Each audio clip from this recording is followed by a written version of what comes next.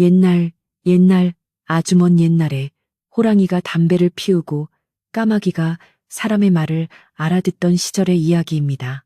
깊고 깊은 산골짜기, 구름도 쉬어 넘는다는 높은 봉우리 아래에 단산이라는 작고 평화로운 마을이 자리 잡고 있었습니다. 사계절 맑은 물이 흐르는 개울을 끼고 옹기종기 모여있는 초가집들과 그 가운데 위엄있게 솟아있는 기와집 한 채는 마치 한 폭의 그림과도 같아서 지나가는 나그네들도 발걸음을 멈추고 땀을 식히며 풍경을 감상하곤 했습니다. 봄이면 진달래가 온 산을 붉게 물들이고 가을이면 황금빛 들판이 물결치는 이곳은 겉으로 보기에는 세상의 근심과는 거리가 먼 평온한 낙원처럼 보였습니다.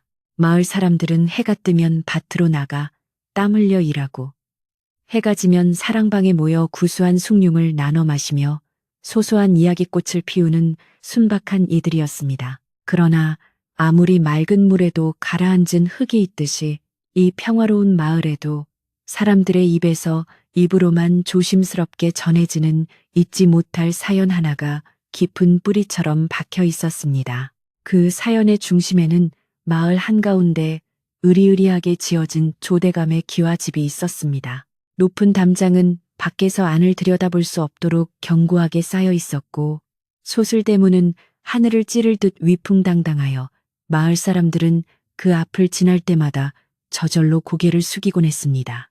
지금으로부터 20해 전 그 집에서는 온 마을을 뒤흔드는 큰 소란이 있었습니다. 눈보라가 휘몰아치던 어느 겨울밤 그 집의 안주인이었던 서씨 부인이 얇은 소복 차림으로 쫓겨나는 일이 벌어졌던 것입니다. 당시 서씨 부인은 뱃속에 아이를 품고 있었는지 아니면 갓 낳은 핏덩이들을 안고 있었는지에 대해서는 노인들의 기억이 가물가물하지만 확실한 것은 그녀가 그 추운 밤에 맨발로 눈길을 걸어 마을 밖으로 사라졌다는 사실이었습니다. 그녀는 집안의 귀한 폐물을 훔쳤다는 억울한 누명을 쓰고 변변한 해명 한마디 하지 못한 채 쫓겨났는데 마을 사람들은 그녀의 평소 행실을 알기에 누구도 그 죄를 믿지 않았지만 서슬퍼런 조 대감의 호통과 그 뒤에서 묘한 미소를 짓던 첩실 박 씨의 기세에 눌려 아무도 나서서 말리지 못했습니다. 세월은 유수와 같아 강물은 흐르고 계절은 20번이나 바뀌었습니다. 그날 밤의 매서운 추위와 서씨 부인의 숨죽인 울음소리는 사람들의 기억 속에서 희미해져 갔고 마을은 다시 예전의 평온을 되찾은 듯 했습니다. 조대감의 집안은 박 씨가 안주인 행세를 하며 굴러갔고 마을 사람들도 굳이 지난 일을 들추어내어 긁어 부스럼을 만들려 하지 않았습니다. 그러던 어느 화창한 봄날 마을 어귀의 늙은 느티나무 아래로 낯선 바람이 불어오기 시작했습니다. 장터에 나갔던 보찜장수 김서방이 헐레벌떡 뛰어와 우물가에 모여있던 아낙네들에게 믿기 힘든 소식을 전한 것입니다. 그의 말에 따르면 쫓겨났던 서씨 부인이 살아서 돌아온다는 것이었습니다. 그것도 혼자가 아니라 헌칠하게 자란 세 아들과 함께 말입니다. 김서방은 침을 튀기며 말하기를 그 세 아들이 그냥 돌아오는 것이 아니라 임금님께서 친히 내리신 어사화를 머리에 꽂고 금이 환영한다고 했습니다. 어사화란 무엇입니까? 과거 시험에서 장원 급제한 사람만이 머리에 쓸 수 있는 종이꽃으로 가문의 영광이자 입신양명의 상징이 아니겠습니까? 하나도 하기 힘든 장원 급제를 세 아들이 모두 해내어 나란히 말을 타고 어머니를 모시고 온다는 소식은 삽시간에 마을 전체로 퍼져나갔습니다. 밭을 갈던 농부들은 쟁기질을 멈추고 멍하니 마을 입구를 바라보았고 빨래하던 아낙들은 방망이질을 멈추고 서로의 얼굴을 쳐다보며 입을 다물지 못했습니다. 20년 전 빈손으로 쫓겨나 산목숨 부지하기도 힘들었을 여인이 어떻게 세 아들을 그토록 훌륭하게 키워냈단 말입니까? 그것은 기적이라는 말로도 부족한 하늘이 감동할 만한 일이었습니다. 마을의 최고 어른인 최노인은 지팡이를 짚고 먼 산을 바라보며 이것은 필시 억울한 사람의 한을 풀어주려는 하늘의 뜻이라며 고개를 끄덕였습니다. 마을에는 묘한 긴장감과 기대감이 감돌기 시작했습니다. 사람들은 삼삼오오 모여 웅성거리며 서씨 부인에 대한 기억을 하나둘씩 꺼내놓았습니다. 서씨 부인은 본래 마음씨가 비단결 같아서 흉년이 들면 곡간을 열어 굶주린 이웃들에게 곡식을 나누어 주었고 추운 겨울에는 헐벗은 아이들에게 속옷을 지어 입히던 분이었습니다. 그녀는 대감마님 앞에서는 순종적이었고 아랫사람들에게는 자애로웠기에 그녀가 쫓겨난 후 마을 사람들은 몰래 쌀자루를 가져다 주려 했으나 이미 그녀의 종적은 묘연해진 뒤였습니다. 그런 그녀가 세상의 온갖 풍파를 이겨내고 가장 화려하고 당당한 모습으로 돌아온다는 사실에 마을 사람들은 마치 자신의 일처럼 가슴이 벅차오름을 느꼈습니다. 동시에 그들은 조대감 집안의 현재 안주인인 박 씨의 반응을 궁금해하며 곁눈질로 그 높은 담장을 훔쳐보았습니다. 봄바람이 살랑이며 마을 길가에 핀 개나리와 진달래를 흔들었지만 사람들의 마음속에는 폭풍전야와 같은 거센 바람이 불고 있었습니다. 과거 서씨 부인을 모함하여 내쫓고 그 자리를 차지한 박 씨는 지난 20년간 떵떵거리며 살았지만 마을 사람들의 마음까지 얻지는 못했습니다. 그녀는 인색하고 표독스러워 소작인들을 가혹하게 다루었고 이웃에게 인심을 잃은 지 오래였습니다. 사람들은 이제야말로 사필귀정, 모든 일이 올바른 이치대로 돌아갈 때가 되었다고 속삭였습니다. 마을 입구에서부터 조대감의 집까지 이어지는 흙길은 오늘따라 유난히 길어 보였고 그 길 위로 펼쳐질 드라마를 상상하며 사람들은 일손을 잡지 못했습니다. 하늘은 눈부시게 푸르고 구름 한 점 없는 맑은 날씨였지만 마을을 감싸는 공기는 무겁고도 엄숙했습니다. 저 멀리 고개 너머에서 흙먼지가 이는 듯 했습니다. 아이들은 나무 위로 올라가 고갯마루를 살폈고 개들은 덩달아 컹컹 짖어대며 꼬리를 흔들었습니다. 과연 그들이 오는 것일까요? 춥고 배고팠던 시절, 눈보라치는 밤에 홀로 떠나야 했던 그 여인의 발걸음이 이제는 세상에서 가장 무겁고도 영광스러운 발걸음이 되어 돌아오고 있는 것일까요? 마을 사람들은 서씨 부인이 세 아들을 키우며 겪었을 고생을 짐작조차 할 수 없었습니다. 그를 가르치기 위해 찻바느질을 하고 남의 집 허드렛 일을 하며 밤새워 호롱불 아래서 아들들을 격려했을 그녀의 모습이 눈에 선하게 그려지는 듯 했습니다.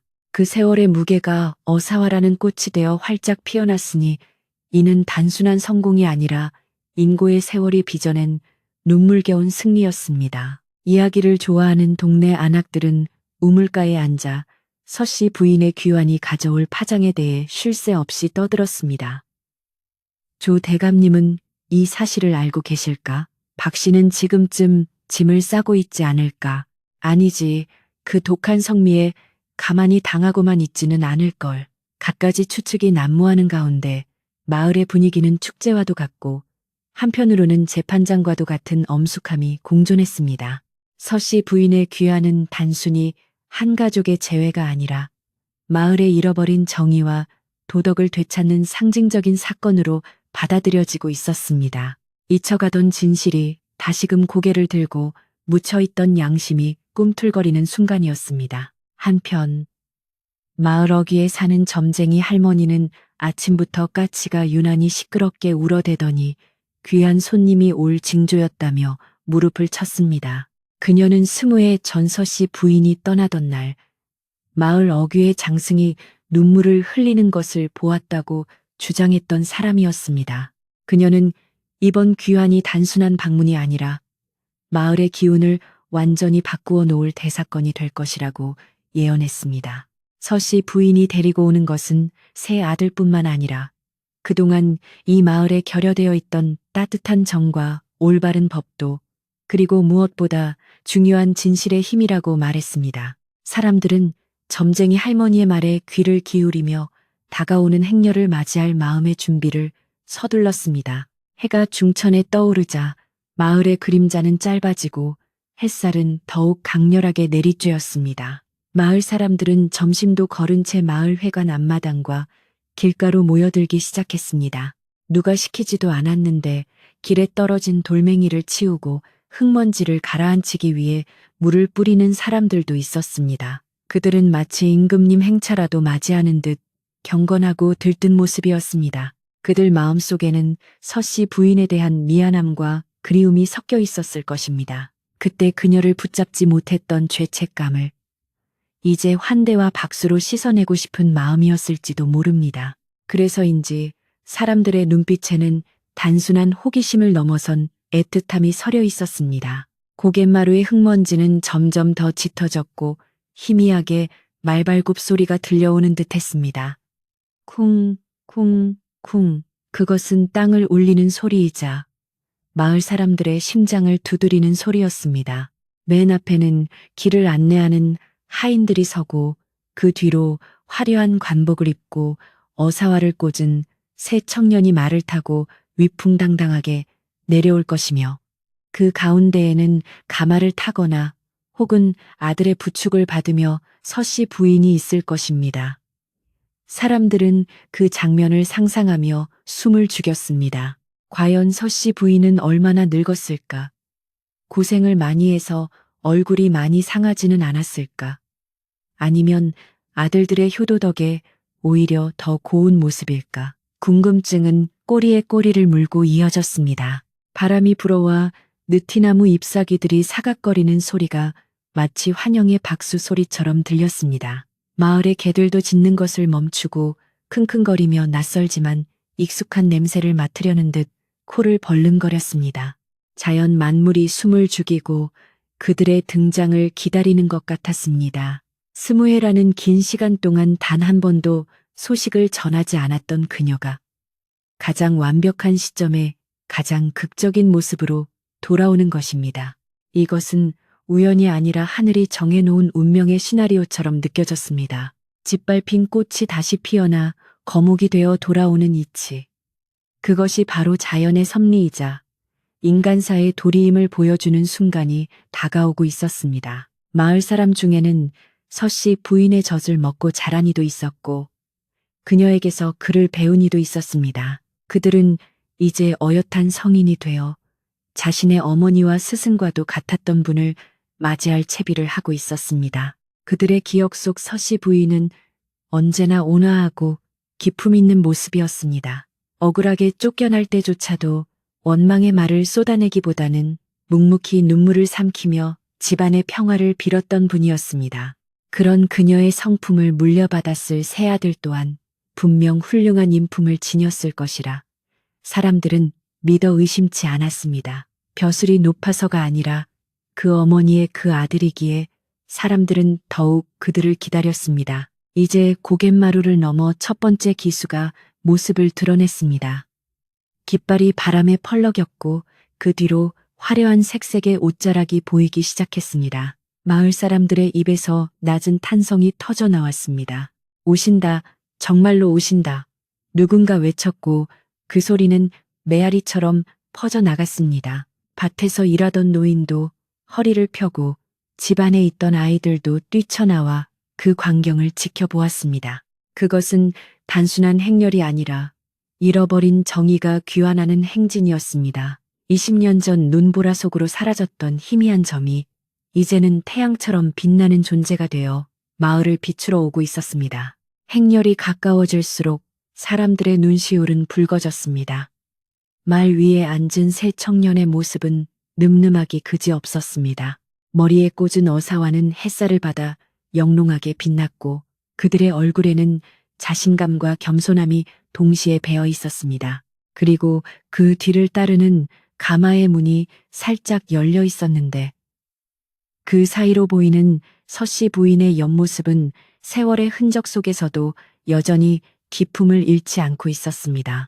그녀는 가마 밖으로 시선을 던지며 변함없는 마을의 풍경과 낯익은 사람들의 얼굴을 하나하나 눈에 담고 있는 듯 했습니다. 그녀의 눈가에도 촉촉한 물기가 서려 있음은 멀리서도 알 수 있었습니다. 이 감동적인 귀환의 순간, 마을 안쪽 깊숙한 곳에 자리한 조 대감의 집 대문은 굳게 닫혀 있었습니다.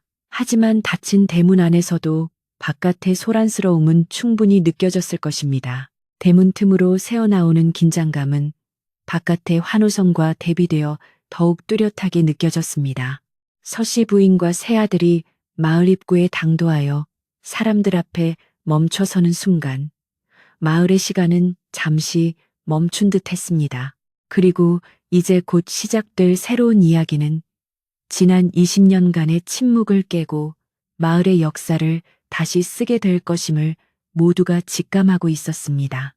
바람은 여전히 부드럽게 불고 있었지만 그 바람 속에 실려온 운명의 무게는 결코 가볍지 않았습니다. 서씨 부인의 귀환.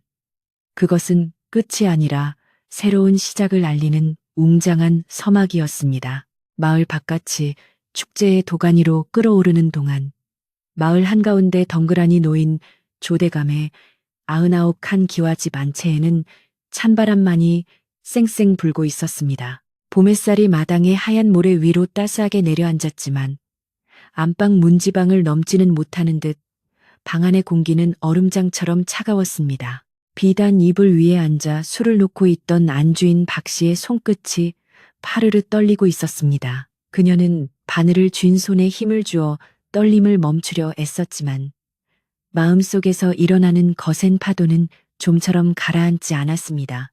담장 너머에서 들려오는 희미한 꽹과리 소리와 사람들의 환호성이 마치 그녀의 심장을 옥죄는 밧줄처럼 느껴졌기 때문입니다. 그녀는 애써 태연한 척하며 곁에 서 있는 몸종 아이에게 차를 더 가져오라 일렀지만 목소리는 메마른 낙엽처럼 갈라져 나왔습니다. 박 씨는 지난 20년 동안 이 집안의 안주인으로서 무소불위의 권력을 휘둘러 왔습니다. 서 씨를 내쫓은 그날 밤 이후 그녀는 자신이 영원한 승리자라고 믿어 의심치 않았습니다. 곡간 열쇠를 허리춤에 차고 하인들을 호령하며 좋은 옷과 맛있는 음식으로 자신을 치장하는 동안 과거의 불안했던 기억은 까마득히 잊힌 듯 했습니다. 그러나 세상에 영원한 비밀은 없고 뿌린 대로 거둔다는 옛말은 틀린 적이 없었습니다. 죽은 줄로만 알았던 서 씨가 그것도 장원 급제한 새 아들과 함께 돌아온다는 소식은 청천벽력과도 같았습니다. 박 씨는 자신의 귀를 의심하며 몇 번이나 되물었지만 돌아오는 대답은 매번 똑같았습니다. 그들이 지금 마을 입구에 당도했다는 사실, 그리고 곧 이 집 대문 앞에 설 것이라는 사실이었습니다. 마당을 쓸던 머슴덕새가 헐레벌떡 뛰어들어와 안방 문 밖에서 고했습니다. 마님, 큰일 났습니다요. 지금 저기 마을 어귀에서부터 행렬이 들어오고 있답니다. 그 기세가 대단하여 마을 사람들이 구름대처럼 몰려들고 있습니다요. 박 씨는 들고 있던 찻잔을 바닥에 내동댕이 쳤습니다. 쨍그랑 하는 소리가 정적을 깨고 날카롭게 울려 퍼졌습니다. 시끄럽다. 그게 무슨 대수라고 호들갑이냐. 당장 대문을 걸어 잠그거라. 빗장을 지르고 아무도 들이지 마라. 그녀의 고함의 덕쇠는 깜짝 놀라 뒷걸음질 쳤습니다.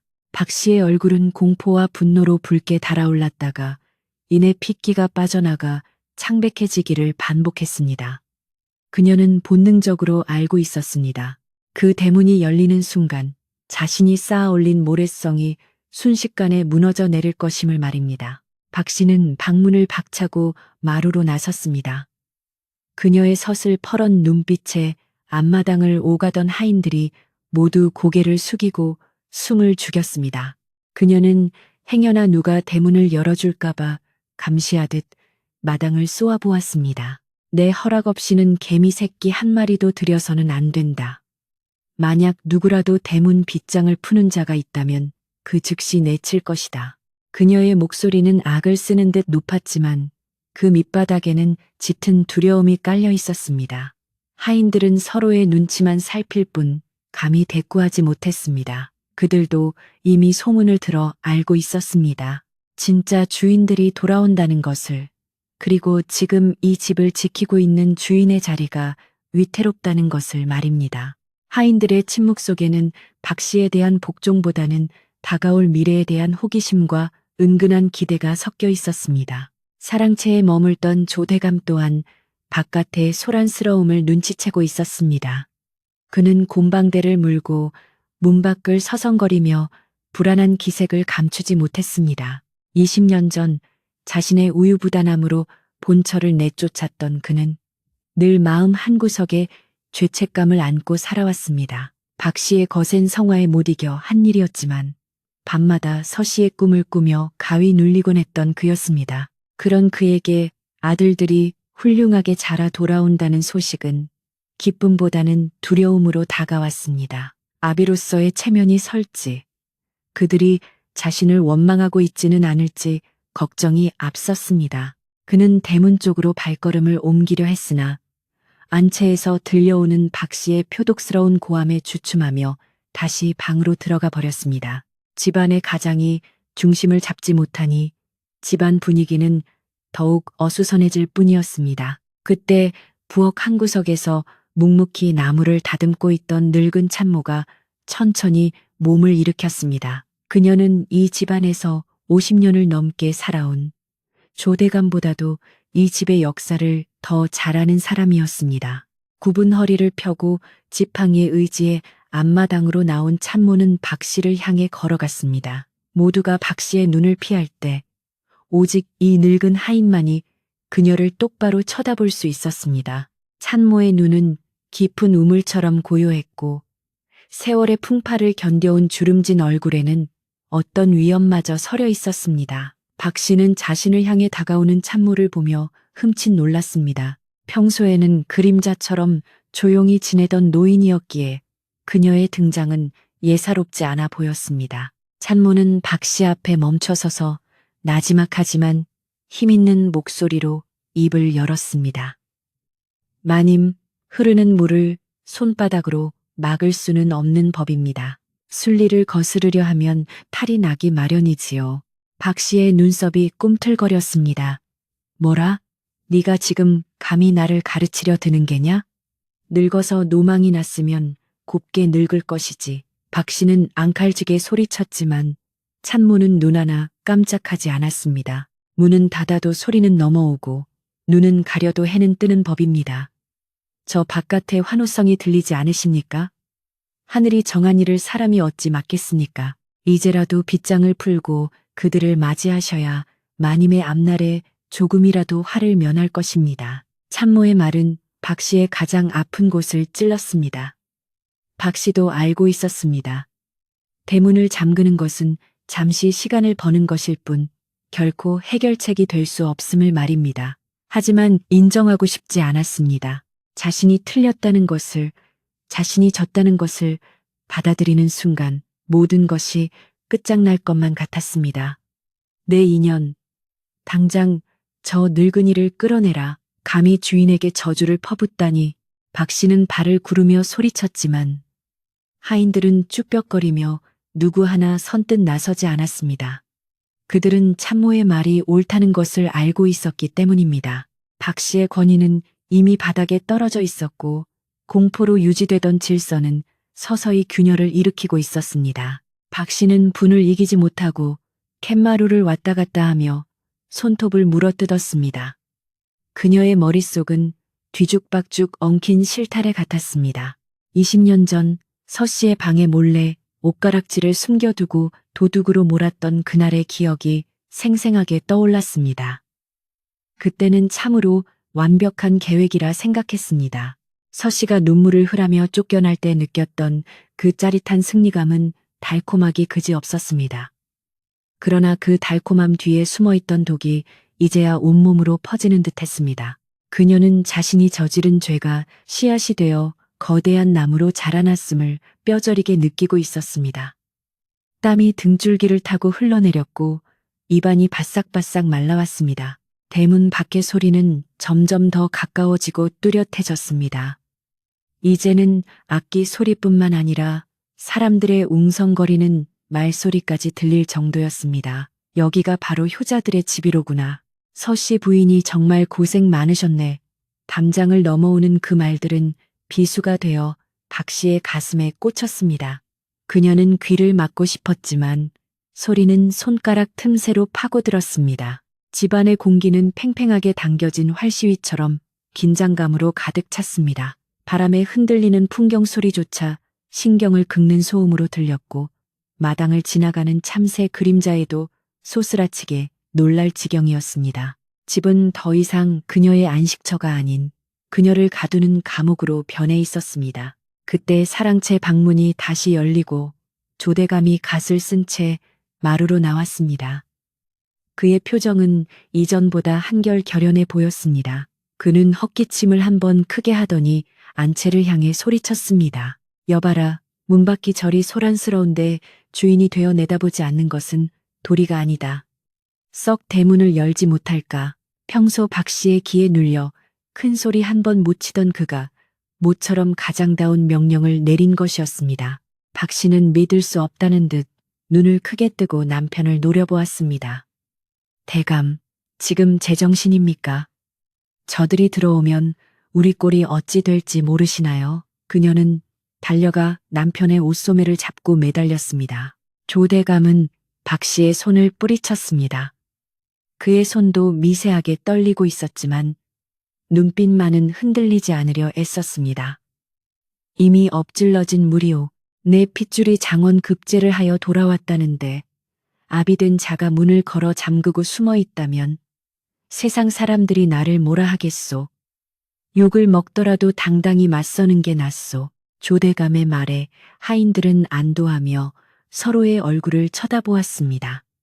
이제 곧 대문이 열릴 것이라는 기대감이 그들의 몸놀림을 가볍게 만들었습니다. 박 씨는 바닥에 주저앉아 통곡이라도 하고 싶은 심정이었지만 자존심이 허락하지 않아 입술을 깨물며 도끼 어린 눈으로 대문을 쏘아볼 뿐이었습니다. 대문 앞까지 당도한 행렬은 멈춰섰습니다.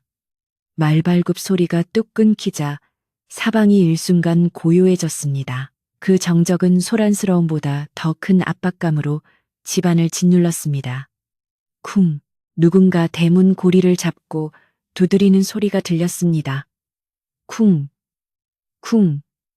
3번의 두드림.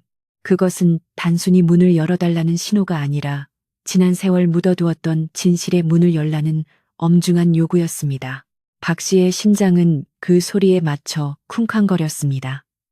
그녀는 마치 자신이 심판대 앞에 선 죄인처럼 몸을 움츠렸습니다. 마당의 나무들도 숨을 멈추고 지켜보는 듯 바람조차 잦아들었습니다. 늙은 찬모가 지팡이를 짚고 천천히 대문 쪽으로 걸음을 옮겼습니다. 박 씨가 안 돼, 라고 비명처럼 외쳤지만 찬모는 뒤를 돌아보지 않았습니다. 덕쇠와 다른 하인들도 찬모의 뒤를 따랐습니다. 그들은 주인의 명령보다 더 큰 힘, 즉 도리와 정의가 이끄는 방향으로 움직이고 있었습니다. 빗장에 손을 얹은 덕쇠의 손은 떨리고 있었지만 그의 표정은 어느 때보다 결의에 차 있었습니다. 삐걱, 무거운 나무 빗장이 돌아가는 소리가 마당을 울렸습니다. 그 소리는 박 씨에게는 종말의 나팔 소리처럼, 다른 이들에게는 해방의 종소리처럼 들렸습니다. 박 씨는 비틀거리는 몸을 일으켜 안방으로 숨어들려 했습니다. 그러나 발이 땅에 붙어버린 듯 움직이지 않았습니다. 그녀는 공포에 질린 채 멍하니 대문이 열리는 광경을 지켜볼 수밖에 없었습니다. 거대한 대문이 서서히 양쪽으로 벌어지면서 바깥의 눈부신 햇살이 마당 안으로 쏟아져 들어왔습니다. 그 빛은 너무나 강렬하여 박 씨는 눈을 뜰 수가 없었습니다. 빛과 함께 밀려드는 환호성과 꽃내음, 그리고 당당한 새 청년의 실루엣이 그녀의 시야를 가득 채웠습니다. 열린 대문 틈으로 보이는 바깥 세상은 그녀가 알던 세상과는 전혀 다른 새로운 기운으로 가득 차 있었습니다. 그 순간 박 씨의 머릿속에는 지난날 자신이 저지른 악행들이 주마등처럼 스쳐 지나갔습니다. 쌀을 훔쳤다고 누명을 씌워 쫓아낸 하녀, 병든 어미를 모시러 가겠다는 머슴을 매질했던 일, 그리고 무엇보다 서 씨를 차가운 눈밭으로 내몰았던 그 잔인했던 밤. 모든 죄악이 화살이 되어 자신에게 돌아오고 있음을 그녀는 직감했습니다. 그녀는 텐마루 기둥을 붙잡고 간신히 서 있었지만 다리의 힘은 이미 풀려 있었습니다. 이제 피할 곳도 숨을 곳도 없었습니다. 오직 정면으로 마주해야 할 진실만이 그녀를 기다리고 있었습니다. 열린 대문 사이로 가장 먼저 들어온 것은 바람이었습니다. 그 바람은 묵은 먼지를 쓸어내고 새로운 공기를 채워 넣었습니다. 그리고 3명의 훤칠한 사내들이 말에서 내려 집 안으로 들어섰습니다. 그들의 머리에 꽂힌 어사와는 집안의 어떤 꽃보다도 화려하게 빛났고 그들의 눈빛은 깊고 맑았습니다. 그 뒤로 가마에서 내린 서씨 부인이 조용히 발을 디뎠습니다. 그녀의 발이 마당의 흙을 밟는 순간 집안의 기운이 완전히 바뀌었습니다. 마치 20년 전 멈췄던 시간이 다시 흐르기 시작한 것 같았습니다. 박 씨는 숨을 헐떡이며 그들을 바라보았고 서씨 부인은 담담한 눈빛으로 집안을 둘러보았습니다. 두 여인의 시선이 허공에서 마주쳤습니다. 한 사람은 두려움과 도끼로 가득 차 있었고 다른 한 사람은 연민과 회한이 섞인 깊은 눈빛을 하고 있었습니다. 말 한마디 오가지 않았지만 그 눈빛 교환만으로도 수만 가지 이야기가 오가는 듯 했습니다. 마을 사람들은 대문 밖에서 까치발을 하고 안을 들여다보며 숨을 죽였습니다. 집안의 정적은 폭풍이 몰아치기 직전의 고요함처럼 무거웠습니다. 마당 한가운데 선 새아들과 어머니, 그리고 팻마루에 선 박씨와 조대감, 이들의 운명이 얽히고 설킨 이 마당에서 이제 어떤 일이 벌어질지 하늘에 뜬 구름조차 멈춰서서 지켜보는 듯 했습니다. 조대감은 헛기침을 하며 어색하게 마당으로 내려섰습니다. 아들들을 가까이서 보니 그 늠름함에 가슴이 벅차오르면서도 한편으로는 쥐구멍에라도 숨고 싶은 심정이었습니다. 아들들은 아버지를 보자마자 동시에 무릎을 꿇고 큰 절을 올릴 준비를 했습니다. 그들의 동작은 절도 있고 기품이 넘쳤습니다. 원망이나 분노 대신 예를 갖추는 그들의 모습에 지켜보던 하인들은 감동의 눈물을 훔쳤습니다. 박 씨는 그 모습을 보며 더욱 비참함을 느꼈습니다. 자신이 낳은 자식은 아니지만 너무나 훌륭하게 자란 그들 앞에서 자신의 초라함이 뼈저리게 느껴졌기 때문입니다. 이제 곧 입을 열어 인사를 올릴 시간, 그 짧은 찰나의 침묵 속에서 박 씨는 마지막 발악을 준비하고 있었습니다. 순순히 물러날 수는 없다는 오기가 그녀의 가슴 밑바닥에서 꿈틀거렸습니다. 그녀는 떨리는 손으로 옷매무새를 고치며 표정을 굳혔습니다. 아직 싸움은 끝나지 않았다고 스스로를 다독였습니다. 하지만 이미 대세는 기울어져 있었고 그녀의 발악은 거대한 파도 앞에 모래성처럼 위태로워 보였습니다. 집안 구석구석에 스며든 햇살이 그녀의 어두운 그림자를 더욱 짙게 만들고 있었습니다. 마당에 무릎을 꿇은 새 아들의 절은 깊고도 정중했습니다. 흙먼지가 이는 마당 바닥에 이마를 대고 낳아주신 아버지에 대한 예를 갖추는 그들의 모습은 보는 이들의 가슴을 먹먹하게 만들었습니다. 바람에 흔들리는 어사와의 종이꽃들이 사각거리는 소리만이 정적을 메우고 있었고 조 대감은 떨리는 손으로 입가를 가린 채 그 모습을 내려다보았습니다. 20년 전 핏덩이였거나 혹은 뱃속에 있었을 자식들이 이토록 훌륭하게 자라 눈앞에 있다는 사실이 믿기지 않는 듯 했습니다. 그의 눈시울이 붉어지더니 이내 굵은 눈물방울이 뚝뚝 떨어져 갓근을 적셨습니다. 그것은 회한의 눈물이자 뒤늦게 찾아온 부성애의 확인이기도 했습니다. 마당을 에워싼 하인들과 담장 너머의 구경꾼들도 코끝이 찡해져 훌쩍거리는 소리가 곳곳에서 들려왔습니다. 그러나 이 감동적인 재회의 순간을 차마 눈뜨고 볼 수 없는 사람이 단 한 명 있었으니 바로 안주인 박 씨였습니다. 그녀의 눈에는 아들들의 효심이 가식으로 보였고 조대감의 눈물이 배신으로 비쳤습니다. 그녀는 팻마루 기둥을 움켜쥔 손에 피가 통하지 않을 정도로 힘을 주며 이 상황을 뒤집을 방법을 필사적으로 찾고 있었습니다. 이대로 분위기에 휩쓸려 그들을 받아들인다면 자신의 위치는 뒷방 늙은이 신세로 전락할 것이 불보듯 뻔했기 때문입니다. 그녀는 입술을 깨물어 핏기를 돌게 한 뒤 표독스러운 목소리로 정적을 깨뜨렸습니다. 이게 무슨 해괴한 짓들이냐. 죄를 짓고 쫓겨난 어미를 둔 주제에 어디서 감히 양반 행세를 하며 집안을 어지럽히는 게냐. 박 씨의 날카로운 고함에 찬물을 끼얹은 듯 분위기가 싸늘하게 식었습니다. 조대감은 놀란 눈으로 박 씨를 쳐다보았지만 그녀는 아랑곳하지 않고 삿대질을 해대며 말을 이었습니다. 내 놈들이 쓰고 있는 그 꽃이며 관복이며 다 어디서 훔치거나 빌려 입은 광대 옷이 아니냐. 천한 것들이 감히 대감마님을 속이려 들다니. 여봐라, 당장 저놈들을 끌어내지 않고 뭐 하느냐. 그녀는 악을 쓰며 하인들을 종용했지만 이미 세 아들의 기품에 압도된 하인들은 누구 하나 움직이려 하지 않았습니다. 오히려 박 씨의 그 악에 바친 모습이 그녀의 초라함을 더욱 부각할 뿐이었습니다. 그녀의 목소리는 공허하게 마당을 맴돌았고 사람들의 눈초리는 점점 더 싸늘해져 갔습니다. 그때 가운데 무릎 꿇고 있던 마다들이 천천히 고개를 들었습니다.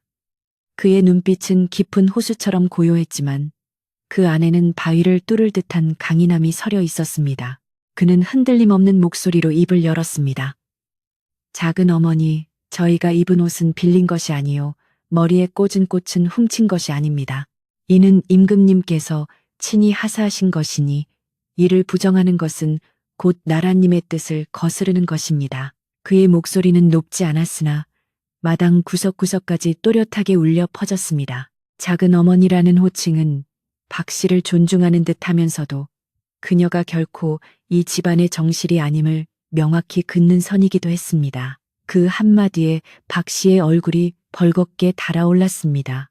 마다들은 품에서 붉은 비단으로 감싼 교지 임명자를 꺼내어 두 손으로 받쳐들었습니다. 여기 임금님께서 내리신 홍패가 있습니다. 아버님, 소자 개똥이, 아니 이제는 나라의 녹을 먹는 관리가 되어 돌아와 아버님께 문안 여쭙니다.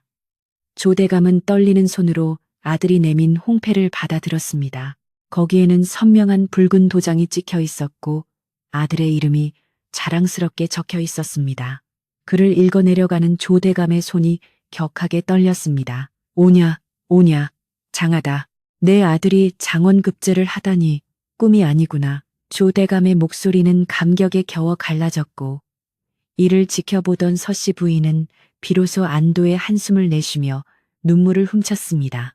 하지만 박 씨는 여기서 물러서지 않았습니다. 그녀는 팩 토라지며 코웃음을 쳤습니다. 글줄이나 읽었다고 해서 과거의 죄가 없어지는 것은 아니다. 내 어미는 이 집안의 가보인 옷가락지를 훔쳐 달아난 도둑년이다. 도둑의 자식이 벼슬을 한들 그 근본이 어디 가겠느냐? 내 눈에 흙이 들어가기 전에는 절대로 도둑을 다시 이 집안에 들일 수 없다. 그녀는 20년 전의 사건을 다시 꺼내 들었습니다.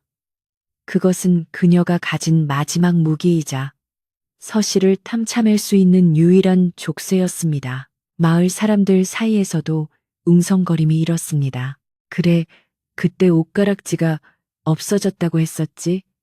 하지만 설마 서씨 부인이 의심과 호기심이 다시 고개를 들기 시작했습니다. 둘째 아들이 조용히 일어섰습니다. 그는 형보다 더 날카로운 눈매를 가지고 있었고 말투 또한 논리 정연하기로 소문난 인재였습니다. 그는 박 씨를 똑바로 응시하며 물었습니다. 작은 어머니, 말씀 잘하셨습니다. 저도 그 옷가락지 이야기가 참으로 궁금했습니다. 어머니께서 쫓겨나시던 날 밤 맨발에 캥겹옷 하나만 걸치고 나가셨다고 들었습니다. 짐을 챙길 시간조차 주지 않고 내쫓으셨다지요. 박 씨는 움찔했지만 기세등등하게 대답했습니다. 그렇다. 죄인이 무슨 짐을 챙긴단 말이냐. 당장 내치기에도 바빴다. 그녀는 자신이 승기를 잡았다고 착각하며 목소리를 높였습니다. 둘째 아들은 입가에 묘한 미소를 지으며 되물었습니다. 그렇다면 이상하지 않습니까? 어머니가 옷가락지를 훔쳤다면 품속에 숨기거나 보찜에 넣었을 터인데 보찜도 없이 쫓겨난 분이 어떻게 그것을 가져갔단 말입니까? 그리고 만약 가져갔다면 그 귀한 것을 팔아 따뜻한 옷이라도 사입고 끼니라도 때우셨어야 했는데 어머니는 산속 움막에서 풀뿌리로 연명하며 저희를 키우셨습니다. 훔친 물건을 쓰지도 못할 거라면 왜 훔쳤겠습니까? 그의 논리적인 반박에 사람들은 고개를 끄덕였습니다. 맞네. 훔쳐갔으면 잘 먹고 잘 살았어야지. 그때 너무 급하게 쫓겨나서 빈손이었다던데. 여론이 서서히 반전되기 시작했습니다. 박 씨는 당황하여 말을 더듬었습니다. 그거야 나중에 몰래 들어와서 가져갔을 수도 있고, 아니면 쫓겨나기 전에 미리 빼돌려 놨겠지. 여하튼 내 폐물함에서 없어진 것은 사실이다. 그녀의 말은 앞뒤가 맞지 않고 횡설수설했습니다. 그녀의 얼굴에는 식은땀이 흐르기 시작했습니다. 자신이 쳐놓은 덫에 자신이 걸려들고 있다는 불길한 예감이 엄습했습니다. 셋째 아들이 나서서 새끼를 박았습니다. 작은 어머니, 당시 어머니의 방을 샅샅이 뒤졌으나 나오지 않아 쫓아내셨다고 들었습니다. 그런데 나중에 옷가락지가 나왔다는 소문은 듣지 못했습니다. 그렇다면 그 옷가락지는 도대체 어디로 사라진 것입니까? 셋째 아들의 질문은 예리했습니다. 만약 서 씨가 가져가지 않았다면 집안 어딘가에 있어야 했고, 집안에 없다면 누군가가 숨겼거나 잃어버린 것이었습니다. 박 씨는 눈동자를 굴리며 변명거리를 찾았습니다. 그건 네 어미가 훔쳐서 어딘가에 묻어두었겠지. 내가 그걸 어찌 아느냐. 그녀의 목소리는 점점 히스테릭하게 변해갔습니다.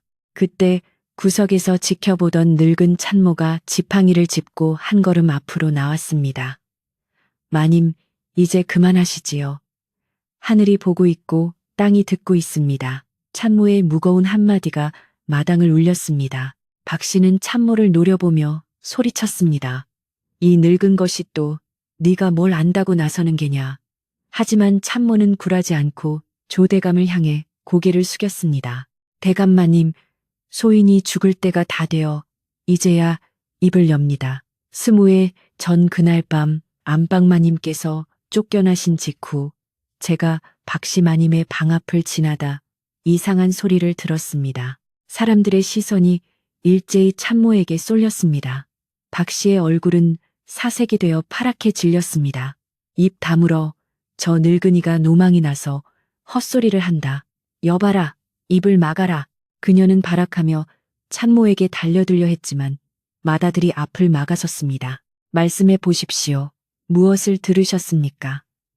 맏아들의 정중한 요청에 참모는 떨리는 목소리로 말을 이었습니다. 달그락거리는 소리가 나서 문틈으로 엿보았더니 박시마님께서 옷가락지를 장롱 깊숙한 곳 낡은 버선 속에 숨기고 계셨습니다. 그리고는 혼잣말로 이것만 없으면 안방은 내 것이다 라고 중얼거리는 것을 똑똑히 들었습니다. 참모의 고백은 마른 하늘의 날벼락과도 같았습니다. 마당에 모인 사람들은 경악을 금치 못했고 조대감은 믿을 수 없다는 표정으로 박 씨를 바라보았습니다. 그게 사실이요? 부인, 말해보시오. 저 말이 사실이요. 박 씨는 뒷걸음질 치며 고개를 세차게 저었습니다. 아니다. 모함이다. 저 늙은 년이 서 씨에게 매수되어 거짓말을 하는 것이다. 증거가 있느냐? 증거도 없이 사람을 잡으려 하다니. 그녀는 끝까지 오리발을 내밀었습니다. 증거가 나오지 않는 이상 심증만으로는 자신을 벌할 수 없다는 것을 알고 있었기 때문입니다. 그녀는 이 위기만 넘기면 어떻게든 상황을 무마할 수 있다고 믿었습니다. 하지만 그녀는 간과하고 있었습니다. 돌아온 새 아들이 단순히 벼슬만 얻어온 것이 아니라 세상의 이치를 꿰뚫어보는 지혜까지 갖추었다는 사실을 말입니다. 맏아들은 조용히 하인 덕세를 불렀습니다. 덕세야, 너는 기억하느냐? 그해 겨울 작은 어머니께서 너에게 뒷산 바위 틈에 무언가를 묻으라고 시키지 않았느냐? 덕세는 깜짝 놀라 눈이 휘둥그레졌습니다. 아무에게도 말하지 않았던 비밀을 20년 만에 돌아온 도련님이 어떻게 알고 있단 말입니까? 맏아들은 미소를 지으며 말을 이었습니다. 두려워 말거라. 사실대로 말하면 너의 죄는 묻지 않겠다. 하지만 거짓을 고한다면 관하로 넘겨 국법으로 다스릴 것이다. 어사화를 쓴 관리의 위험 있는 말에 덕세는 다리가 풀려 그 자리에 주저앉았습니다. 잘못했습니다요. 마님께서 시키셔서 그저 시키는 대로 했을 뿐입니다요. 뒷산 부엉이 바위 아래 소나무 밑에 헝겊에 싼 것을 묻으라 하셔서 덕수의 자백은 결정타였습니다. 박 씨는 비명을 지르며 자리에 주저앉았습니다. 아니다, 아니야. 다들 짜고 나를 죽이려 든다. 그녀는 머리를 풀어 헤치고 땅을 치며 통곡했지만 이미 그녀를 믿는 사람은 아무도 없었습니다. 조대감의 얼굴은 분노로 붉게 타올랐습니다. 자신의 어리석음으로 조강지처를 내쫓고 독사를 집안에 들였다는 자책감이 그를 괴롭혔습니다. 서씨 부인은 그 모든 광경을 말없이 지켜보고 있었습니다. 그녀의 표정에는 통쾌함보다는 쓸쓸함이 묻어났습니다. 20년의 세월, 억울함을 가슴에 품고 살아왔던 날들이 주마등처럼 스쳐 지나갔습니다. 그녀가 원한 것은 복수가 아니라 진실이 밝혀지는 것이었습니다. 자신의 결백이 증명되고 아들들이 떳떳하게 고개를 들 수 있게 되는 것, 그것만이 그녀의 소원이었습니다. 이제 그 소원이 이루어지는 순간이 눈앞에 다가왔지만 그 과정에서 드러나는 인간의 추악한 민낯에 그녀는 마음이 아팠습니다. 조대감은 떨리는 목소리로 덕세에게 호통쳤습니다. 당장 가서 그것을 파오너라. 내 눈으로 직접 확인해야겠다. 덕세는 네 하고 대답하며 불이 나게 대문 밖으로 뛰어나갔습니다. 마을 청년 몇 명이 그를 따라 나섰습니다. 마당에는 무거운 침묵이 감돌았습니다. 박 씨는 넋이 나간 사람처럼 바닥만 멍하니 바라보고 있었고 세 아들은 흐트러짐 없는 자세로 서 있었습니다. 잠시 후 덕세가 흙투성이가 된 채 낡은 헝겊 꾸러미를 들고 뛰어들어왔습니다. 20년 동안 땅속에 묻혀 있었던 진실의 타임캡슐이 도착한 것입니다. 조대감은 덕세가 내민 꾸러미를 받아들었습니다. 흙이 잔뜩 묻은 헝겊을 떨리는 손으로 하나하나 풀어 헤쳤습니다. 마지막 천을 걷어내자 햇빛을 받아 영롱하게 빛나는 초록색 옷가락지가 모습을 드러냈습니다. 흙 속에 묻혀 있었음에도 그 빛깔은 변함이 없었습니다. 마치 서씨 부인의 변치 않는 절개와 진심을 보여주기라도 하는 듯 했습니다. 조대감은 옷가락지를 들고 오열했습니다. 내가 눈이 멀었었구나. 이 귀한 것을 도둑 맞았다고 쫓아내다니. 부인, 나를 용서하지 마시오. 그는 서씨 부인 앞에 무릎을 꿇고 옷가락지를 바쳤습니다. 마을 사람들 사이에서 탄성과 박수가 터져 나왔습니다. 역시 그랬어. 서씨 부인은 억울했던 거야. 하늘이 도왔네, 도왔어. 10년 묵은 체증이 내려가는 듯한 시원함과 함께 권선징악의 짜릿함이 마을을 감쌌습니다. 박 씨는 옷가락지를 보는 순간 모든 힘이 빠져나가고 말았습니다. 이제는 어떤 변명도 통하지 않는 명백한 증거 앞에 그녀는 완전히 무너져 내렸습니다. 그녀가 지난 20년간 쌓아올린 가짜 행복은 옷가락지라는 작은 돌멩이 하나에 와르르 무너져 먼지가 되어 사라졌습니다. 서씨 부인은 남편이 내민 옷가락지를 받아들지 않고 부드러운 손길로 남편을 일으켜 세웠습니다. 대감, 옷가락지가 중요한 게 아닙니다. 중요한 것은 우리가 다시 만났다는 것이고 아이들이 이렇게 훌륭하게 자라주었다는 것입니다. 지난 일은 덮어두고 앞으로 남은 생을 바르게 살면 그뿐입니다. 그녀의 관용과 덕망의 사람들은 다시 한번 감탄했습니다. 그녀는 승자의 여유를 부리는 것이 아니라 진정한 어른으로서 집안을 감싸 안으려 하고 있었습니다. 하지만 세 아들의 눈빛은 아직 풀리지 않았습니다. 죄는 미워하되 사람은 미워하지 말라지만 지은 죄에 대한 합당한 대가는 반드시 치러야 한다는 것이 그들이 배운 법도였기 때문입니다. 이제 진실은 밝혀졌고 악은 드러났습니다. 남은 것은 이 혼란을 정리하고 집안의 질서를 바로잡는 일이었습니다. 마당에 가득 찬 햇살은 더욱 눈부시게 빛났고 바람은 그동안 묵혀있던 찌꺼기들을 어디론가 날려보내려는 듯 시원하게 불어왔습니다. 사람들은 이제 조 대감이 어떤 결단을 내릴지, 그리고 이 드라마의 끝이 어떻게 맺어질지 숨죽여 지켜보았습니다. 박 씨의 처절한 울음소리만이 간간히 정적을 깰 뿐 마을은 새로운 국면을 맞이할 준비를 하고 있었습니다. 어사와의 꽃잎 하나가 바람에 날려 박 씨의 발치에 떨어졌습니다. 그것은 마치 그녀의 시대가 끝났음을 알리는 낙화와도 같았습니다. 마당 한가운데서 옷가락지의 영롱한 초록빛이 햇살을 받아 반짝이는 순간 그 빛은 마치 어둠을 가르는 검처럼 지난 20년간 이 집안을 덮고 있던 거짓의 장막을 단번에 찢어버렸습니다. 조대감은 흙 묻은 옷가락지를 손에 쥔 채 회한의 찬 눈으로 하늘을 올려다 보았습니다. 자신의 어리석음으로 인해 죄 없는 아내를 내치고 독사를 안방에 들여 집안을 어지럽힌 죄책감이 가슴을 짓눌렀습니다. 그는 이제 더 이상 우유부단한 가장이 아니었습니다. 진실을 마주한 이상 잘못된 것을 바로잡고 흐트러진 집안의 질서를 다시 세우는 것이야말로 남은 생 동안 자신이 짊어져야 할 업보임을 깨달았습니다.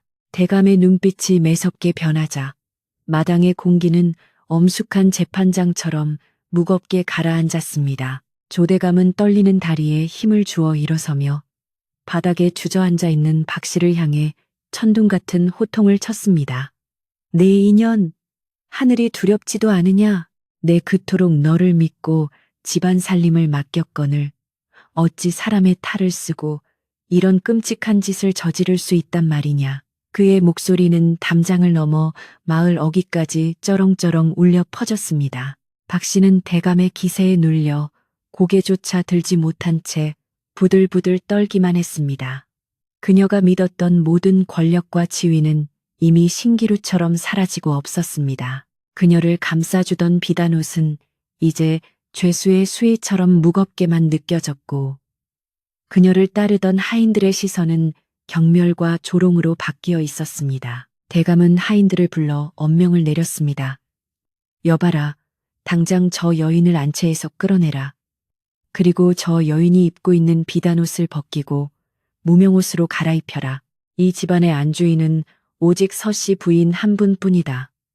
박 씨는 이제 죄인의 신분이니 안방 근처에는 얼씬도 하지 못하게 하라. 대감의 명령이 떨어지자마자 그동안 박 씨의 구박을 받아왔던 하인들이 기다렸다는 듯 달려들었습니다. 그들의 손길에는 그간의 서름이 담겨 있었는지 평소보다 거칠었습니다. 박 씨는 대감, 한 번만 용서해 주십시오. 제가 잘못했습니다라고 울부짖으며 대감의 바짓가랑이를 잡으려 했지만 마다들이 그 앞을 가로막았습니다. 마다들은 차가운 눈으로 박 씨를 내려다보며 나지막이 말했습니다. 작은 어머니, 용서는 비는 것이 아니라 갚는 것입니다. 어머니께서 지난 20년간 겪으신 고초를 생각한다면 지금 당장 관하로 넘겨 국법으로 다스려도 모자랄 것입니다. 허나 오늘처럼 좋은 날에 피를 보는 것은 원치 않으니 아버님의 처분에 따르십시오. 그것이 그나마 목숨이라도 부지하는 길일 것입니다. 그의 말에는 서리빨 같은 위엄이 서려 있어 박 씨는 더 이상 반항할 엄두를 내지 못했습니다. 그녀는 질질 끌려가듯 하인들의 손에 이끌려 사랑채 뒤편의 낡은 행랑방으로 쫓겨났습니다. 그곳은 햇빛도 잘 들지 않는 음습한 곳으로 그녀가 서씨를 내쫓고 차지했던 화려한 안방과는 천지 차이였습니다. 박 씨가 끌려나간 마당에는 다시금 평온이 찾아왔습니다. 마치 묵은 체증이 내려간 듯 사람들의 표정은 한결 밝아졌습니다. 조 대감은 서씨 부인에게 다가가 정중하게 고개를 숙였습니다. 부인, 면목이 없소. 내 눈이 어두워 진주를 돌로 알고 버렸으니 이 죄를 어찌 다 갚겠소. 이제라도 제자리를 찾으시어 이 못난 남편과 집안을 다스려 주시오. 서씨 부인은 엷은 미소를 지으며 남편의 손을 잡았습니다. 대감, 지나간 일은 흘러가는 물과 같습니다. 이제 우리 아이들이 훌륭하게 돌아왔으니 그것으로 족합니다. 늦게나마 진실이 밝혀졌으니 더 바랄 것이 무엇이겠습니까?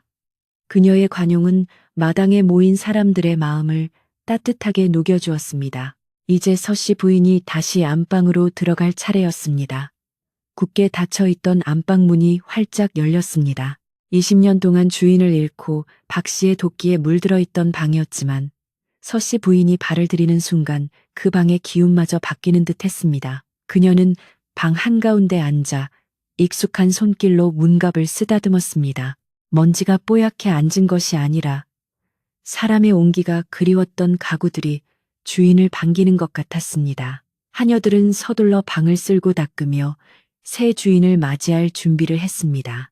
창문을 활짝 열자 봄바람이 들어와 방 안 가득한 묵은 냄새를 몰아내고 매와 향기를 채워 넣었습니다. 그것은 단순한 청소가 아니라 집안의 애군을 씻어내는 성스러운 의식과도 같았습니다. 그 시각 새 아들은 사당으로 향했습니다. 조상의 위패가 모셔진 사당은 집안에서 가장 신성한 곳이었습니다. 그들은 관복을 정제하고 갓을 바르게 쓴 뒤 사당문을 열었습니다. 향을 피우고 술잔을 올리는 그들의 동작은 경건하기 그지없었습니다. 조상님, 불효손들이 이제야 돌아왔습니다. 아버님을 모시고 어머님을 받들어 다시는 이 집안에 불미스러운 일이 없도록 하겠습니다. 마다들의 고유문이 낭낭하게 울려 퍼졌습니다. 향연기가 피어올라 천장으로 흩어지는 모습이 마치 조상들이 흐뭇해하며 그들을 내려다보는 것 같았습니다. 이를 지켜보던 조대감도 사당 밖에서 눈물을 훔치며 조상들에게 감사의 절을 올렸습니다. 마당에서는 잔치 준비가 한창이었습니다. 마을 사람들은 누가 시키지도 않았는데 각자 집으로 뛰어가 쌀이며 채소, 술 등을 가져왔습니다. 이런 경사에 술이 빠질 수 없지. 우리 집 씨암탉을 잡아왔네. 사람들의 얼굴에는 웃음꽃이 활짝 피었습니다. 부엌 아궁이에는 다시 장작불이 활활 타오르기 시작했습니다. 그동안 박 씨의 인색함 때문에 냉기만 감돌던 부엌이었지만 지금은 구수한 밥 냄새와 고기 굽는 냄새로 가득 찼습니다. 늙은 참모는 신이 나서 지팡이도 던져두고 부엌을 지휘했습니다. 얘들아, 저는 노릇노릇하게 부치고 국은 시원하게 끓여라. 오늘은 우리 마님과 도련님들이 돌아오신 날이다. 마을 안악들은 우물가에 모여 앉아 그동안 못다한 이야기를 나누며 손을 바삐 움직였습니다. 세상에, 어쩌면 아들 셋이 다 저렇게 잘났을까? 서씨 부인이 복이 많아서 그래. 고생 끝에 낙이라더니 옛말 틀린 거 하나 없다니까. 칭찬과 덕담이 오가는 가운데 떡 맺히는 소리가 쿵덕쿵덕 흥겹게 울려 퍼졌습니다. 아이들은 갓 쪄낸 떡고물을 주워 먹으며 마당을 뛰어다녔고 강아지들도 덩달아 꼬리를 흔들며 잔치 분위기를 즐겼습니다. 조대감의 집은 이제 마을의 축제장이 되어 지난 20년의 어둠을 완전히 걷어내고 있었습니다. 사랑채 마루에는 마을의 어르신들이 자리를 잡았습니다. 새 아들은 관복을 벗지 않은 채 어르신들께 일일이 술잔을 올렸습니다. 어르신, 저희 어머니께서 안 계신 동안 마을을 지켜주셔서 감사합니다. 앞으로 자주 찾아뵙고 인사 올리겠습니다. 벼슬이 높은 관리임에도 불구하고 마을 어른들을 공경하는 그들의 겸손한 태도에 노인들은 감동하여 입을 다물지 못했습니다. 그렇고 말고 자네들은 우리 마을의 자랑이야. 암행어사보다 더 귀한 분들이지. 최 노인은 술 한 잔을 들이키며 껄껄 웃었습니다. 그의 웃음소리에 섞여있던 지난날의 근심은 봄눈 녹듯 사라졌습니다. 해가 서산으로 기울기 시작하자 마당에는 멍석이 깔리고 상들이 차려졌습니다. 남녀노소 할 것 없이 모두가 둘러앉았습니다. 상 위에는 김이 모락모락 나는 흰 쌀밥과 고기국, 각종 나물과 전들이 푸짐하게 차려져 있었습니다. 박 씨가 곳간 열쇠를 쥐고 있을 때는 상상도 못할 풍성한 식탁이었습니다. 서씨 부인은 직접 밥주걱을 들고 나와 사람들에게 밥을 퍼주었습니다. 많이들 드세요. 부족하면 더 있으니 배불리 드시고 가세요. 그녀의 따뜻한 목소리는 밥보다 더 배부르게 사람들의 마음을 채워주었습니다. 사람들은 밥을 먹으며 연신 고맙습니다.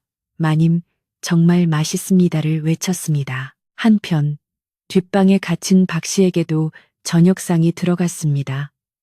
하지만 그것은 보리밥 한 덩이와 간장 종지 하나뿐인 초라한 밥상이었습니다. 참모가 직접 그 상을 들고 갔습니다. 마님, 아니 박씨, 이제부터는 이 밥이 당신이 먹을 밥이요. 옛날 서씨 마님이 쫓겨나서 드시던 것에 비하면 이것도 진수성찬이니 불평 말고 드시오. 그리고 밤새 자신이 무슨 짓을 했는지 곰곰이 생각해 보시오. 참모는 냉정하게 말을 남기고 문을 닫아버렸습니다. 어두운 방 안에 홀로 남겨진 박 씨는 숟가락을 들 힘도 없이 벽에 기대어 흐느꼈습니다. 바깥에서 들려오는 웃음소리가 그녀에게는 가장 잔인한 형벌처럼 느껴졌습니다. 어둠이 짙게 깔리기 시작했지만 조대감의 집은 수많은 등불로 대낮처럼 환했습니다. 청사초롱이 처마 밑마다 내걸려 바람에 살랑거렸고 마당 한가운데 피워놓은 모닥불은 타닥타닥 소리를 내며 타올랐습니다. 술 기운이 오른 마을 사람들은 덩실덩실 춤을 추기 시작했습니다. 꽹과리 소리와 장구 소리가 어우러져 흥을 돋우었고 새아들도 체면을 내려놓고 마을 사람들과 어울려 어깨춤을 추었습니다. 그 모습은 지위 고하를 막론하고 모두가 하나 되는 화합의 장이었습니다. 갈등과 반목으로 얼룩졌던 이 집안에 진정한 평화가 깃드는 순간이었습니다. 서씨 부인은 팻마루에 앉아 그 풍경을 지켜보고 있었습니다. 그녀의 곁에는 조 대감이 말없이 앉아 부채질을 해주고 있었습니다. 부인, 저 달을 보시오.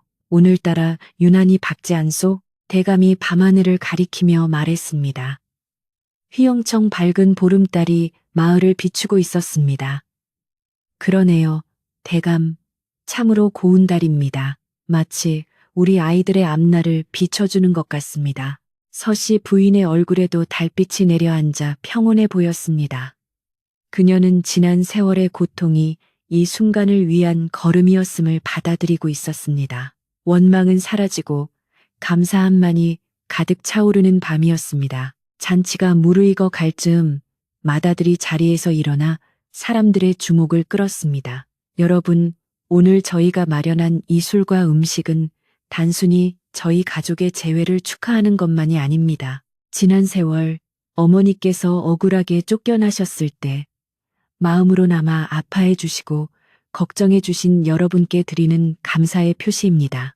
앞으로 저희 삼형제는 나라실도 열심히 하겠지만 우리 단산마을을 위해서도 힘쓸 것을 약속드립니다. 그의 듬직한 약속에 사람들은 환호성을 질렀습니다. 올소, 만세, 삼형제 만세. 우레와 같은 박수 소리가 밤하늘로 솟구쳤습니다. 밤이 깊어가자 사람들은 하나둘씩 자리를 털고 일어났습니다. 잘 먹었습니다. 푹 쉬십시오. 인사를 나누며 돌아가는 마을 사람들의 손에는 떡과 고기가 들려 있었습니다. 서씨 부인이 가는 길에 싸준 정성 어린 선물이었습니다. 사람들의 발걸음은 가벼웠고 집으로 돌아가는 길 내내 오늘 있었던 일들을 이야기하느라 웃음꽃이 끊이지 않았습니다. 텅 빈 마당에는 모닥불의 잔해만이 붉게 남아 있었지만 그 온기는 여전히 집안을 감싸고 있었습니다. 하인들은 콧노래를 부르며 뒷정리를 했고 그들의 몸짓에서도 피곤함보다는 즐거움이 묻어났습니다. 이제 집안 식구들만이 오롯이 남았습니다. 조 대감과 서씨 부인 그리고 새아들은 안방에 둘러앉았습니다. 화려하지는 않지만 정갈한 다과상이 가운데 놓였습니다. 촛불이 은은하게 일렁이는 방 안에서 그들은 비로소 가족으로서의 깊은 대화를 나눌 수 있었습니다. 어머니, 그동안 얼마나 고생이 많으셨습니까? 저희가 너무 늦게 호강시켜드려 죄송합니다. 막내 아들이 어머니의 거친 손을 잡고 울먹였습니다. 서씨 부인은 아들의 손등을 쓰다듬으며 고개를 저었습니다. 아니다. 너희가 이렇게 바르게 자라준 것만으로도 나는 세상에서 가장 행복한 어미다. 고생이라니 가당치도 않다. 그날 밤 조대감의 집대 문은 닫혔지만 사람들의 마음의 문은 활짝 열려 있었습니다. 지붕 위의 부엉이도 오늘만큼은 울지 않고 조용히 밤을 지키는 듯했습니다. 집안 구석구석에 스며있던 불신과 미움의 곰팡이는 따뜻한 가족애와 진실의 빛으로 깨끗이 씻겨나갔습니다. 쫓겨났던 안주인이 제자리를 찾고 뿔뿔이 흩어졌던 가족이 하나가 된 이 기적 같은 밤은 단산마을의 전설이 되어 오래오래 기억될 것입니다. 방 안에서 도란도란 들려오는 가족들의 이야기 소리는 자장가처럼 부드럽게 밤 공기 속으로 퍼져나갔습니다. 이제 남은 것은 내일 떠오를 찬란한 태양과 그들이 함께 만들어갈 행복한 나날들 뿐이었습니다.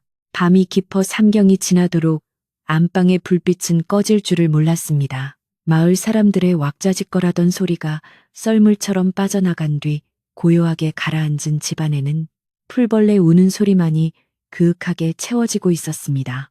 서씨 부인은 잠든 아들들의 머리맡에 앉아 그들의 숨소리를 하나하나 귀담아 듣고 있었습니다. 20년 세월, 거친 비바람을 막아줄 지붕 하나 제대로 없는 곳에서 혹한을 견디며 키워낸 자식들이었습니다. 이제는 장성하여 나라의 기둥이 되고 어엿한 관리가 되어 비단 이불을 덮고 누워있는 모습을 보니 지난날의 고생이 마치 봄눈 녹듯 사라지는 것만 같았습니다. 그녀의 손은 조심스럽게 막내 아들의 이마에 맺힌 땀방울을 닦아주었고 맏아들의 어깨에 덮인 이불을 끌어올려 주었습니다. 그것은 세상의 어떤 부귀영화와도 바꿀 수 없는 어머니로서의 가장 충만한 기쁨이자 평화였습니다. 조대감 또한 쉽게 잠을 이루지 못하고서 시부인의 곁을 지키고 있었습니다. 그는 촛불 심지를 돋우며 아내의 얼굴에 깊게 패인 주름살을 애틋한 눈길로 바라보았습니다. 젊은 시절의 고운 자태는 세월의 풍파 속에 희미해졌지만 그 자리에 들어선 것은 범접할 수 없는 인자함과 강인함이었습니다. 부인, 이제 그만 눈을 붙이시구려. 아이들도 편안히 잠들었으니 부인도 고단한 몸을 쉬어야 하지 않겠소. 대감의 나직한 권유에도 서씨 부인은 고개를 가로저으며 엷은 미소를 지었습니다. 아닙니다, 대감. 지금 잠들면 이 모든 것이 꿈일까 두려워 차마 눈을 감을 수가 없습니다. 조금만 더 이 아이들의 얼굴을 눈에 담아두고 싶습니다. 그녀의 목소리는 꿈결처럼 부드러웠고 그 말에 담긴 깊은 사랑은 방 안의 공기마저 따뜻하게 데우고 있었습니다. 다음 날 아침, 동이 트기도 전에 부지런한 늙은 참모는 부엌으로 나가 쌀을 씻었습니다. 어제 잔치로 기름진 음식을 먹었으니 오늘은 속을 편안하게 해줄 맑은 콩나물국과 하얀 쌀밥을 지어야겠다고 생각했습니다. 부엌 아궁이에 불을 지피는 그녀의 손길은 어느 때보다 경쾌했습니다. 타닥타닥 장작 타는 소리가 새벽의 정적을 깨우고 굴뚝에서는 하얀 연기가 피어올라 아침 안개와 어우러졌습니다. 그동안 박 씨의 서슬퍼런 감시 아래 숨죽여 지내던 부엌 식구들도 하나둘씩 일어나 기지개를 켜며 활기차게 하루를 시작했습니다. 이게 얼마 만에 느껴보는 사람 사는 냄새인가. 참모는 구수한 밥 냄새를 맡으며 혼잣말을 중얼거렸습니다. 이제 이 집안에는 차가운 냉기 대신 따뜻한 온기가 돌기 시작했음을 실감하는 순간이었습니다. 해가 중천에 떠오르자 사랑채 문이 열리고 새 아들이 단정한 차림으로 마당으로 나왔습니다. 그들은 관복 대신 편안한 도포를 입고 있었지만 몸에 밴 기품은 감출 수가 없었습니다. 그들은 마당 한쪽 구석에 있는 우물가로 가서 직접 물을 길어 세수를 했습니다. 형님, 이 우물물 맛은 예나 지금이나 변함없이 시원합니다. 막내가 물 한 바가지를 들이키며 웃음을 터뜨렸습니다. 그들의 웃음소리는 담장을 넘어 골목길까지 퍼져나갔고 지나가던 마을 사람들도 그 소리에 기분이 좋아져 덩달아 미소를 지었습니다. 집안의 하인들도 도련님들의 소탈한 모습에 어려워하지 않고 다가와 인사를 건넸습니다. 도련님들, 간밤에 평안하셨습니까요? 그들의 인사에는 진심 어린 존경과 반가움이 담겨 있었습니다. 아침 식사 시간, 온 가족이 다시 한번 한 상에 둘러앉았습니다. 어제의 화려한 잔치상과는 달리 소박한 밥상이었지만 그 맛은 꿀맛과도 같았습니다. 서씨 부인은 아들들의 밥그릇에 갓 지은 밥을 꾹꾹 눌러 담아주었고 조대감은 흐뭇한 표정으로 숟가락을 들었습니다. 자, 많이들 먹거라. 집밥만 한 보약이 없는 법이다. 대감의 말에 둘째 아들이 콩나물국을 한 숟가락 뜨며 대답했습니다. 그렇습니다. 아버님, 한양에서 온갖 진수성찬을 먹어보았지만 어머니께서 끓여주신 이 국맛은 도저히 흉내낼 수가 없더군요. 그 말에서 씨 부인의 얼굴에는 수줍은 미소가 번졌습니다.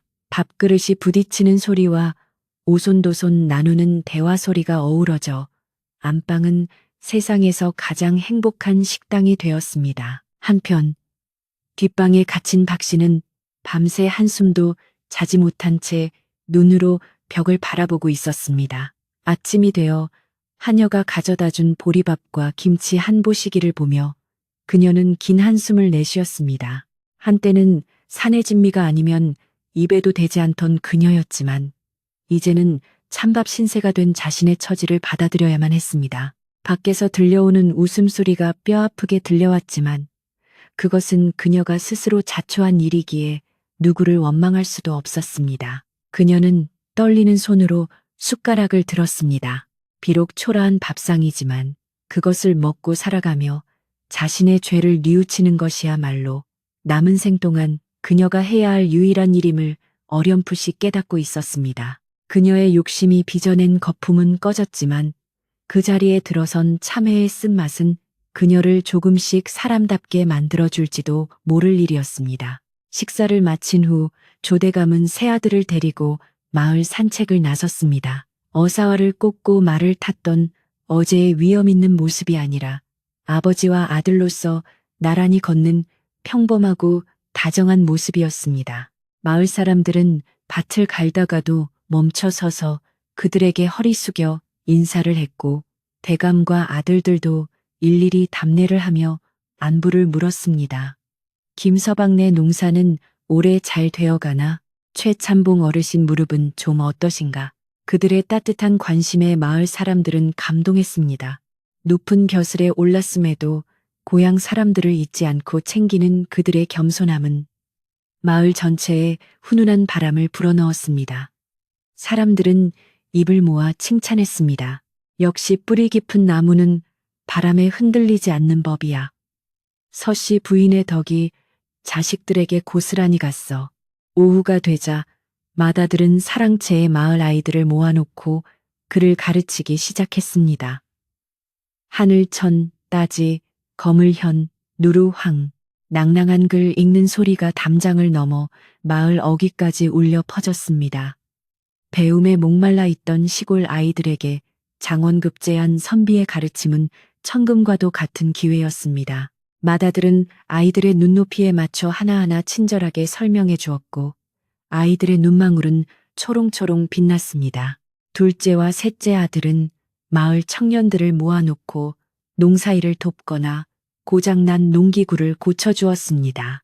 그들은 단순히 벼슬아치가 아니라 마을의 일원이 되어 함께 땀 흘리고 호흡했습니다. 이러한 모습은 마을 사람들에게 큰 귀감이 되었고 단산마을은 배움과 노동의 기쁨이 넘치는 활기찬 곳으로 변모해 갔습니다. 계절은 흘러 봄이 가고 여름이 찾아왔습니다. 마당의 나무들은 더욱 짙은 녹음으로 우거졌고 담장 밑에 봉선화는 붉게 피어올랐습니다. 서씨 부인은 텃밭을 가꾸며 소일거리를 즐겼습니다. 호미를 들고 흙을 만지는 그녀의 손길은 평화로웠습니다. 가끔 조대감이 곁에 와서 땀을 닦아주거나 물을 건네주는 모습은 마을 사람들의 부러움을 샀습니다. 그들은 더 이상 서로를 원망하거나 탓하지 않았습니다. 잃어버린 20년을 보상이라도 하듯 서로를 아끼고 배려하며 하루하루를 소중하게 채워나갔습니다.